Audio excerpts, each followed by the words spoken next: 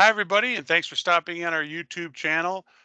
Today, we're going to take a look at right sizing a solar PV system for your home, which should prevent you from having to do a main service panel upgrade. This is just based on a 20 panel system. So let's go ahead and take a look at it. So let's say you have 20 solar panels and they're all 405 watts each. And we capitalize the W because that is named after James Watt, right there, who came up with the steam engine. So if we take 20 panels times 405 watts, that's going to equal 8,100 watts.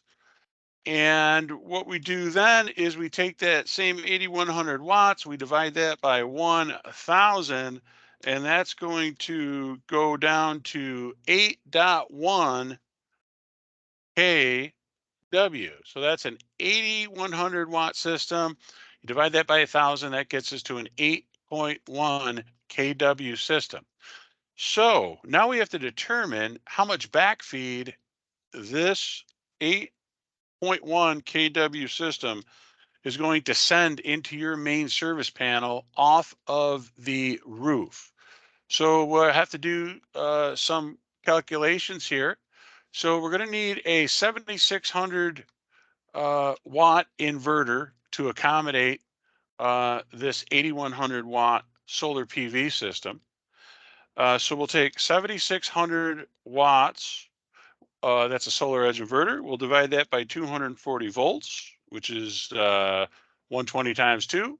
And that's going to bring us to a number of 31.66 amps. And that's because watts divided by volts equals amps. Could be an I as well. They'll use an I there sometimes. And just FYI, sometimes they might even use a P for watts, which equals power. And an I is Andre Marie Ampere. That's why we capitalize the A as well. At any rate, getting back to this, so we have 31.66 amps. We're not done. To meet the NEC electric code, we have to multiply that times 1.25, gives us some redundancy. Okay, and when you do that all up there, you take that 31.66, divide that by the 1.25. That's going to get us to 39.58 amps. Well, they don't make those for main breaker or for breaker shutoffs, so we're going to round that up to 40 amps right there. 40 amps. That's a big number. That's why I'm highlighting it in red. And it's an important number because that's the most backfeed we're allowed with that inverter to put into your main service panel. So let's say now that your main service panel, like most folks with single family homes built 1990 or later, are probably going to have a 200 amp rated bus bar and a 200 amp rated main shutoff switch. That's that main switch on the top of your breaker box. So what we can do now, we have to follow what we will call is the 120 rule. The 120 rule tells us how much backfeed your main service panel can accept to meet National Electrical Code and be safe. So we're going to take that 200 amp rated bus bar. We're going to multiply that times 1.2, and that's going to give us a number of 240 amps. We're going to take that 240 amps and we're going to subtract 200 amps, that main breaker shutoff, and that's going to give us a maximum allowable backfeed of, you guessed it, 40 amps. So the two red numbers check, right? This is awesome. 40 and 40, right? That's perfect. You don't have to do a main service panel upgrade. Let's say, however, that maybe you need a 10,000 watt system. Ah, what do we do? Well, there's still a possibility that your main service panel might work. We're going to take that 10,000 watt system, okay? We're going to divide that by 240 volts. And let's see here. That is going to give us I should have this written down. Sorry about that, folks. 41.66 amps. We're going to multiply that times the same 25%. That's going to get us to up to a backfeed of 52.08 amps, or we're just going to round it up. We're going to just go to 60 amps. Okay. So a 10,000 watt system is going to have roughly 60 amps of backfeed. Less than that, 52.08 to be specific, but we don't make breakers like that. So we're going to go with the 60 amps regardless. So what can we do? Well, you're going to take that same 200 amp bus bar rated breaker box that you have, no upgrade, just going to use the same one. Okay.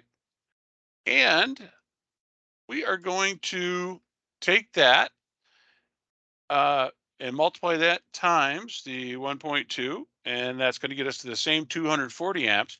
But what if through electrical calculations, through load calcs on your home, we're actually able to derate that main breaker? Obviously, safety's precaution, meets National Electrical Code, has to be approved by your local authority having jurisdiction, and we'll probably need an electrical stamp, an electrical engineer stamp, so which is all cool and above the board. Let's say that could get derated to 175 amp. Well, we're going to use the same math that we used for the 120 rule. We're going to take 240 amps, main bus bar rating, use the 175 amp main service panel shutoff. Well, guess what? That's going to get us to a maximum allowable backfeed rating of 65 amps. Well, guess what? 65 amps is greater than 60 amps. You actually, in this case, have a little headroom. So if we can derate that breaker, that main shutoff breaker, to 175 amps, and you had to put a 10,000 watt system on your home, you might not have to upgrade your breaker box. Now we even have the main breaker boxes being rated at the 225 amps right from the beginning, right? Especially out west, California, such like that. So everybody's different. Your local installer will take care of that for you. They will do everything the proper way for you, and they will get all that approved. I just thought this would be helpful for everybody to take a look at, just this different math to see what we go through. This is all done by computers, by the way. All right. But you always have a set of eyeballs, double check all that to make sure that what we're presenting to the authority having jurisdiction is all good. So that is all. My name is Mark. If you got any questions, post them in the comments. I'd love to hear from you. If you thought this was helpful, this video, I'll go ahead and make some more. Let me know maybe what you're interested in. And if you're looking for, a reference for an installer, different parts of the country, let me know. You can, contact me. There's a bunch of different ways you can contact me. I'll be more than happy to, give you a referral to an installer in your area, part of the dealer network. So that is all. Hope you were able to get something from this. And until next time, thank you for tuning in.